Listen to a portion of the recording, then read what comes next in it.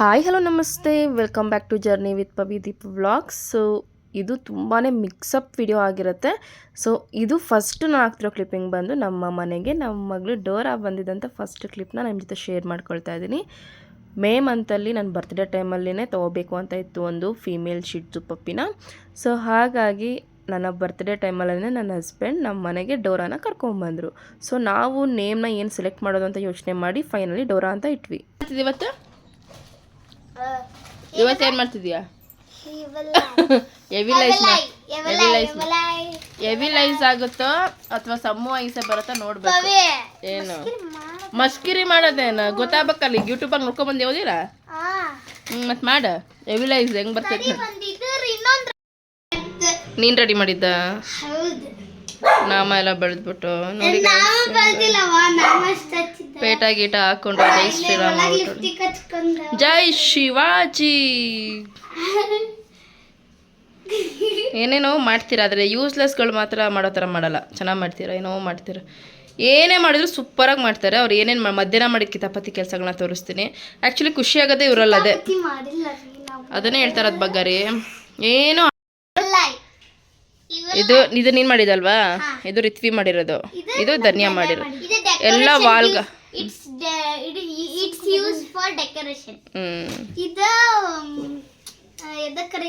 ರಿತ್ವಿ ಬಟ್ಟೆ ಮಡ್ಚಿ ಕೊಟ್ಟಿದೆ, ಎತ್ತಿಟ್ಟಿಲ್ಲ ನೀನು.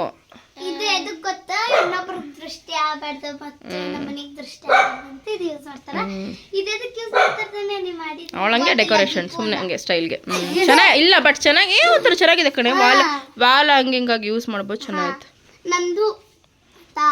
ಬೆಳಗ್ಗೆ ಟೈಮಲ್ಲಿ ವೀಡಿಯೋ ಮಾಡಿದ್ರೆ ತುಂಬ ಸಾರಿ ಅಮ್ಮು, ಬೆಳಗ್ಗೆ ಟೈಮಲ್ಲಿ ವೀಡಿಯೋ ಮಾಡಿದ್ದೆ ಇನ್ನೂ ಚೆನ್ನಾಗಿರೋದು. ಐ ಮೀನ್ ಇವಾಗ ಕ್ಲಿಯರಾಗಿ ಕಾಣಿಸಲ್ಲ, ಈವ್ನಿಂಗ್ ಆಗಿದೆ, ನೈಟ್ ಆಗಿದೆಲ್ಲ. ಸೊ ಅದೇ.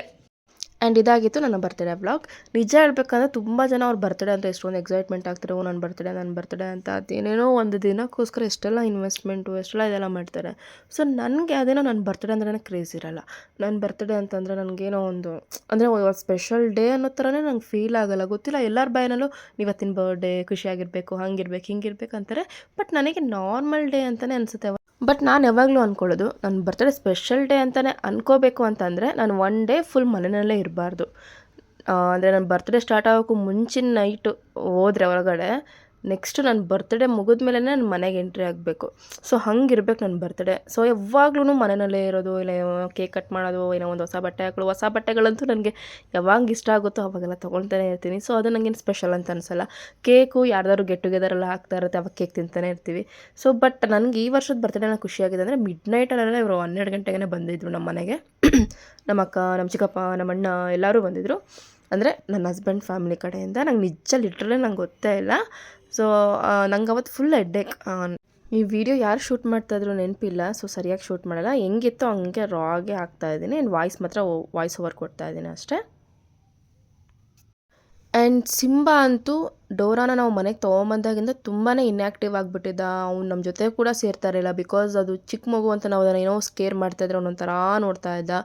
ನಮಗೆ ತುಂಬ ಬೇಜಾರಾಗ್ಬಿಟ್ಟು ಯಾಕಾದ್ರೂ ತೊಗೊಂಡ್ಬಂದ್ವೋ ಅನ್ನೋ ಥರ ಅಷ್ಟು ಬೇಜಾರಾಗ್ಬಿಟ್ಟಿದ್ದು. ಬಿಕಾಸ್ ನಮ್ಮ ಸಿಂಬಾ ಥರನೇ ಇರಲಿಲ್ಲ. ಬಿಕಾಸ್ ಅವ್ನು ನನ್ನ ಜೊತೆ ತುಂಬಾ ಅಟ್ಯಾಚ್ಮೆಂಟ್ ಇತ್ತು.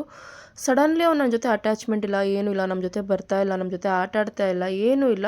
ಸಿಕ್ಕಾಪಟ್ಟೆ ಬೇಜಾರಾಗಿತ್ತು. ದೆನ್ ನೆಕ್ಸ್ಟು ಅವನಿಗೆ ಒಂದು ಸ್ವಲ್ಪ ಟೈಮ್ ಬೇಕಾಯಿತು, ಒಂದು 10-15 ಡೇಸ್ ಟೈಮ್ ಬೇಕಾಯಿತು. ಮೇ ಬಿ ಒಂದು 10 ಡೇಸ್ ಏನೋ ಬೇಕಾಯಿತು ಅವನಿಗೆ ಅವಳ ಜೊತೆ ಅಡ್ಜಸ್ಟ್ ಆಗೋದಕ್ಕೆ.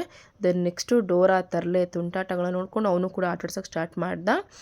ಆ್ಯಂಡ್ ನನ್ನ ಬರ್ತ್ಡೇ ನನಗೆ ಸ್ಪೆಷಲ್ ಅಂತ ಅನ್ನಿಸ್ತಿದ್ರು. ನನ್ನ ಜೊತೆಲಿದ್ದವ್ರು ಎಲ್ಲರೂ ತುಂಬ ಸ್ಪೆಷಲ್ಲಾಗಿ ಟ್ರೀಟ್ ಮಾಡಿದರು. ನನ್ನ ಹಸ್ಬೆಂಡ್ ಆಗಿರ್ಬೋದು, ನನ್ನ ಅಳಿಯ ಸೊಸೆಂದ್ರ ಆಗಿರ್ಬೋದು, ಆ್ಯಂಡ್ ನನ್ನ ಅಣ್ಣ ಒಬ್ಬರು ಜಿತೇಂದರ್ ಅಂತಿದ್ದಾರೆ, ಅಂದರೆ ನಮ್ಮ ಹಸ್ಬೆಂಡ್ ಅವರ ಆಫೀಸರ್ ಅವರಾಗಿರ್ಬೋದು, ನನ್ನ ಫ್ರೆಂಡ್ ವಂದನಾ ಅಂತ ಆಗಿರ್ಬೋದು. ಪ್ರತಿಯೊಬ್ಬರು ಕೂಡ ಏನೋ ಗಿಫ್ಟ್ ಕಳಿಸೋದು ಆ್ಯಂಡ್ ಗಿಫ್ಟ್ ತೊಗೊಂಬಂದು ಕೊಡೋದಾಗಿರ್ಬೋದು, ಪ್ರತಿಯೊಂದು ಮಾಡಿದ್ದಾರೆ. Thank you so much. And ಇದೆಲ್ಲ ನನ್ನ ಅಳಿಯ ಸೊಸೆಯರೆಲ್ಲ ಸೇರಿಕೊಂಡು ಲೆಟರ್ಸ್ ಬರೆಯೋದು ಅದೆಲ್ಲ ಮಾಡಿದರು.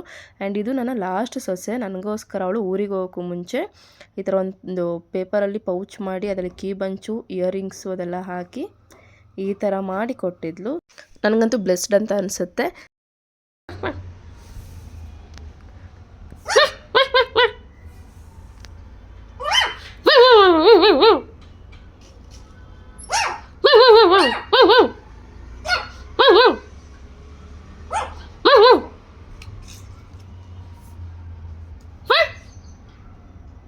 ಬಾರೇ ಸುಂದ್ರಿ ಡೋರಾ.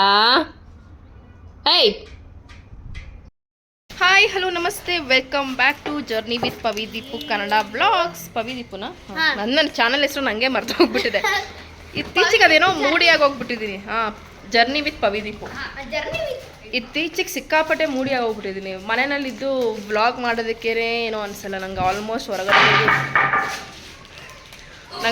ಹೊರಗಡೆ ಹೋಗಿ ಲಾಗ್ ಮಾಡಬೇಕಂತಲೇ ಇಷ್ಟ ಇರೋದು. ಹೊರಗಡೆ ಎಲ್ಲೂ ಹೋಗ್ತಾ ಇಲ್ಲ ಜಾಸ್ತಿ, ನಾನು ಹೋಗ್ತಾ ಇಲ್ಲ.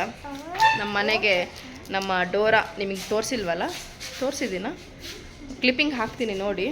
ಸೊ ಡೋರಾ ನಮ್ಮ ಮನೆಗೆ ಇನ್ನೊಂದು ಶಿಡ್ಜು ಪಪ್ಪಿ ತೊಗೊಂಬಂದಿದ್ದೀವಿ. ಸೊ ಹಾಗಾಗಿ ಅವಳು ಇನ್ನೂ ಚಿಕ್ಕವಳಾಗಿರೋದ್ರಿಂದ ಜಾಸ್ತಿ ಎಲ್ಲೂ ಹೊರಗಡೆ ಬಿಟ್ಟು ಒಬ್ಳನ್ನೇ ಹೋಗಲ್ಲ ನಾನು ಎಲ್ಲಿಗೂ. ಸೊ ಹಾಗಾಗಿ ಈಗ ಇವತ್ತು ಎಲ್ಲ ಕಡೆ ಹೋಗಲ್ಲ. ಇವಾಗ ಮನೆ ಮುಂದೆ ಇರುವಂಥ ಗ್ರೌಂಡ್ಗೆ ಹೋಗ್ತಾ ಇದ್ದೀವಿ ಕ್ರಿಕೆಟ್ ಆಡೋದಕ್ಕೆ. ಇಲ್ಲ ಮೈದಾನ ಇದು. ನಮ್ಮ ಜೊತೆ ಕೊಹ್ಲಿ ಅವ್ರು ಇದ್ದಾರೆ ಕ್ರಿಕೆಟ್ ಆಡೋಕ್ಕೆ. ಜೀವ ತಿಂತಾನೆ ಏನಾದ್ರು ಕೆಲಸ ಮಾಡ್ತಿದ್ರೆ ಆಡೋಣ ಅಂತ. ಸೊ ನಮ್ಮ ವಿರಾಟ್ ಕೊಹ್ಲಿ ಯಾರು ಅಂತ ತೋರಿಸ್ತೀನಿ ರೀ. ಸ್ನಾನ ಮಾಡಿ ಬೆಳ್ಳಗಾಗಿ ಬಂದಿದ್ದಾನೆ ಕ್ರಿಕೆಟ್ ಆಡೋದಕ್ಕೆ. ತುಂಬ ದಿನ ಆಯಿತು, ವ್ಲಾಗ್ ಕೂಡ ಮಾಡ್ಕೊಳ್ತಾ ಇಲ್ಲ ನಾನು. ಅಟ್ಲೀಸ್ಟ್ ಎಡಿಟ್ ಮಾಡಿ ಹಾಕೋಣ ಅಂತ ಅಂದ್ಕೊಂಡ್ರೆ ವ್ಲಾಗ್ ಕೂಡ ಮಾಡ್ತಾ ಇಲ್ಲ, ಸುಮ್ಮನೆ ಇರ್ತೀನಿ. ಗೊತ್ತಿಲ್ಲ ಯಾಕೆ ಅಂತಾರೆ, ನಿಜ ಹೇಳ್ಬೇಕಂದ್ರೆ. ನನ್ನ ಫ್ರೆಂಡ್ಸು ಕೇಳ್ತಾರೆ ವಿಡಿಯೋ ಹಾಕಿಲ್ಲ ಯಾಕೆ ಅಂತ. ಆ್ಯಕ್ಚುಲಿ ಎಲ್ಲಿಗೂ ಹೋಗಿಲ್ಲ, ಹೋಗಿದ್ರೆ ವಿಡಿಯೋ ಮಾಡಾದರೂ ಹಾಕ್ಬೋದಿತ್ತು. ಇರುವೆ ಅಲ್ಲ, ಎಲ್ಲಿಗಾರು ಹೋಗಿದ್ರೆ ಅದನ್ನು ಎಡಿಟಿಂಗ್ ಮಾಡ್ಯಾರೋ ಹಾಕ್ಬೋದಿತ್ತು. ನಾನು ಎಲ್ಲೂ ಹೋಗ್ತಾನೂ ಇಲ್ಲ ಜಾಸ್ತಿ. ಸೊ ಏನು ಮನೆಯಲ್ಲಿದೆ ಕ್ಲಿಪ್ಪಿಂಗ್ಸು, ಅದನ್ನೇ ಸ್ವಲ್ಪ ಅದು ಇದು ಮಾಡಿ ಮೇಕಪ್ ಮಾಡಿ ಹಾಕ್ತಾ ಇದ್ದೀನಿ ಅಷ್ಟೇ. ಇವ್ರು ಬಂದೆ ಎಷ್ಟು 1 ತಿಂಗಳು ಆಯ್ತಾ? ಅಷ್ಟರಲ್ಲಿ ಎಷ್ಟು ವಿಡಿಯೋ ಮಾಡ್ಬೋದಿತ್ತು, ಎಷ್ಟು ಕಡೆ ಹೋಗ್ಬೇಕಿತ್ತು, ಎಲ್ಲೂ ಹೋಗಿಲ್ಲ. ಇವ್ರು ಹೋಗಿದ್ರು 1 ವೀಕ್, ಇರಲಿಲ್ಲ ಮನೆಯಲ್ಲಿ, ಇರಲಿಲ್ಲ, ಊರು ಸುತ್ಕೊಂಡ್ಬಂದರು. ಬಟ್ ನಾನೆಲ್ಲೂ ಹೋಗಿಲ್ಲ, ಯಾಕಂತ ಗೊತ್ತಿಲ್ಲ. ಏನೋ ಒಂಥರ ಮೂಡು, ಗೊತ್ತಿಲ್ಲ. ಎಲ್ಲ ನಮ್ಮನೆ ನೋಡ್ತಾರ ನೋಡಿ. ಎಲ್ಲದಕ್ಕೂ ನಾನೇ ಅಂದರೆ ಸ್ಲೋ ಕೊಡು. ಬಾಲ್ ಬಾಲ್ ಸ್ಲೋ ಹಾಕು. ಅಲ್ಲಿನ ಗಂಟಿದ್ದಾನೆ ಇಷ್ಟೊತ್ತಾಗಿ. ಇವನೇನು ಏನಂದರೆ ಬ್ಯಾಟಿಂಗು ಅಲ್ಲಿ ಮಾಡ್ತಿರ್ತಾರೆ, ಬೌಲಿಂಗು ಇಲ್ಲಿಂದ ಮಾಡ್ತಿರ್ತೀವಿ. ನೆಲದ ಮೇಲೆ ಹಿಂಗೆ ತಳ್ಳೋದು ಬಾಲ್ನ ಹಿಂಗೆ. ಇಲ್ಲ ನೋಡ್ರಿ ಹೀರೋಯಿನ್ ಬ್ಯಾಟಿಂಗು.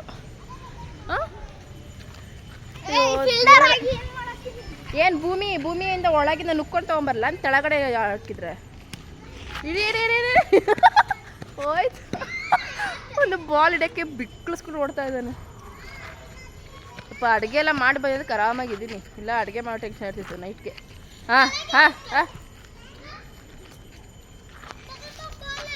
ತಗೊಂಬಾರೆ.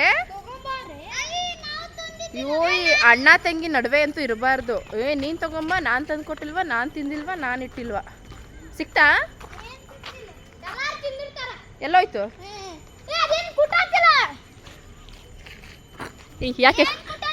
ಯಾಕೆ ಕುಟ್ತಾ ಇದೆಯಾ? ಲೈಟ್ ಹಾಕಿದ್ರಪ್ಪ. ಇನ್ನೇನು ಸ್ಕೂಲ್ ಹಾಲಿಡೇಸ್ ಎಲ್ಲ ಮುಗೀತು, ಮಕ್ಕಳೆಲ್ಲ ಇನ್ನೇನು ಊರಿಗೆ ಹೋಗ್ಬೇಕಾಗಿತ್ತು. ಸೊ ನಮ್ಮ ಅಣ್ಣ ಮತ್ತು ಅತ್ತಿಗೆ ಅಂದರೆ ನನ್ನ ಹಸ್ಬೆಂಡ್ ಅವರ ಬಾವ ಮತ್ತು ಅಕ್ಕ ಬಂದು ಮಕ್ಕಳನ್ನ ಕರ್ಕೊಂಡು ಹೋಗಕ್ಕೆ ಬಂದಿದ್ದರು. ಸೊ ಲಾಸ್ಟಾಗಿ ಒಂದು ಕ್ಲಿಪ್ಪಿಂಗ್ ತೊಗೊಂಡೆ. ತುಂಬಾ ಡೈಲಿ ವೀಡಿಯೋಸ್ ಹಾಕೋದು, ಏನಾದ್ರು ಒಂದು ವೀಡಿಯೋ ಮಾಡಬೇಕು ಅಂತ ಮಾಡೋದು, ಈ ಥರ ಎಲ್ಲ ತುಂಬ ಮಾಡ್ತಾಯಿದ್ದೆ.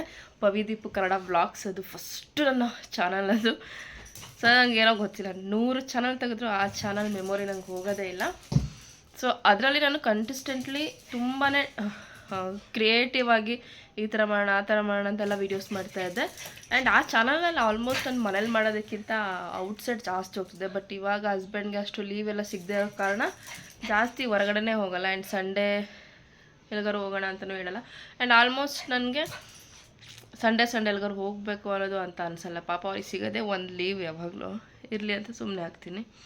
ಸೊ ಈ ಚಾನಲಲ್ಲಿ ನಾನು ಈ ಚಾನಲ್ನ ಓಪನ್ ಮಾಡಬೇಕಾದ್ರೆ ನನ್ನ ಹಸ್ಬೆಂಡ್ಗೆ ಹೇಳಿದ್ದೆ ನಾನು, ಮಂತ್ಲಿ 1-2 ಪ್ಲೇಸ್ಗಾದರೂ ಹೋಗೋಣ.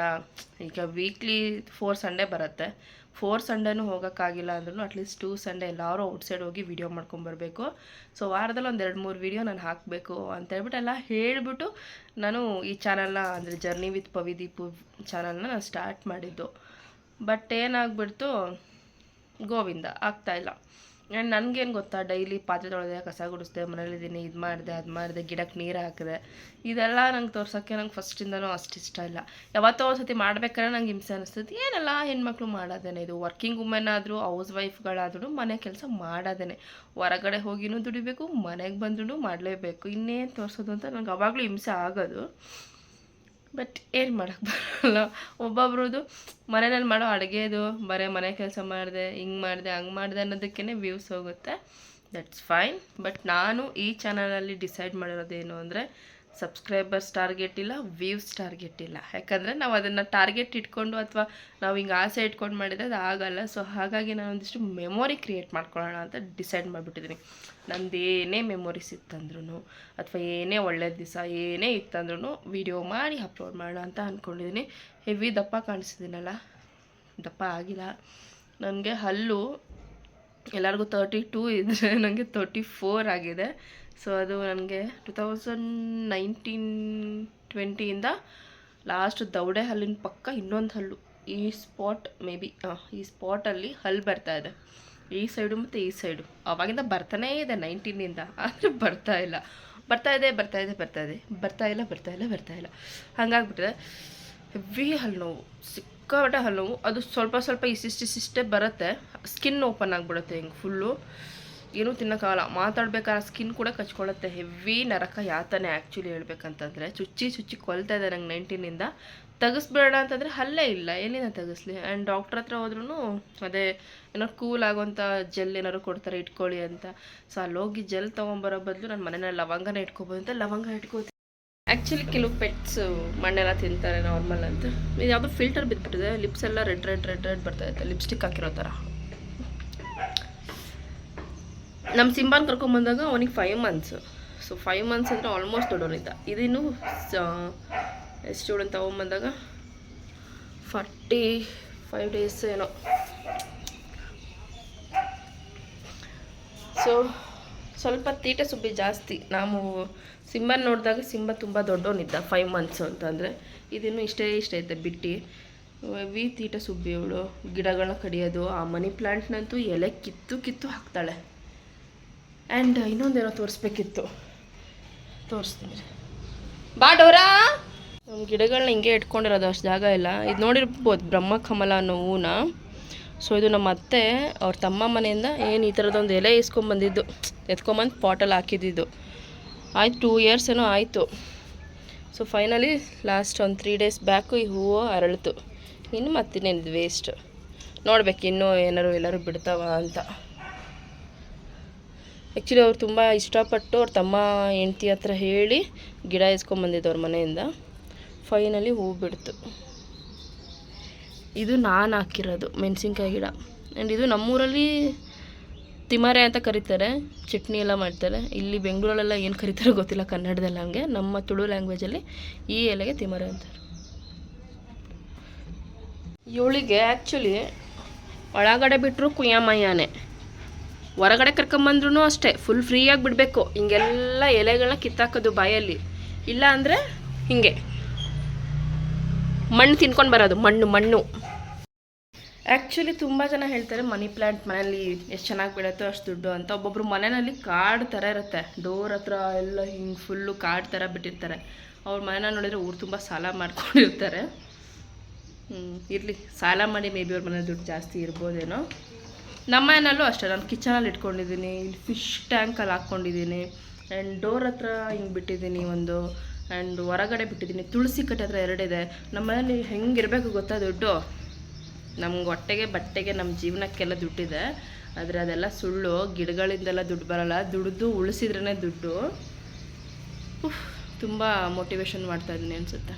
ನಾನು ಮತ್ತು ನನ್ನ ಹಸ್ಬೆಂಡು ಒಂದು ಸ್ಕೂಲ್ ಫಂಕ್ಷನ್ಗೆ ಹೋಗಿದ್ವಿ. ಸೊ ಆ ವಿಡಿಯೋನ ನಾನು ನೆಕ್ಸ್ಟು ಅಪ್ಲೋಡ್ ಮಾಡ್ತೀನಿ. One of our favourite family ಮೆಂಬರ್ದು ಅದು ಸ್ಕೂಲು. ಸೊ ನೆಕ್ಸ್ಟ್ ವಿಡಿಯೋದಲ್ಲಿ ಶೇರ್ ಮಾಡ್ಕೊಳ್ತೀನಿ. Thank you so much, bye.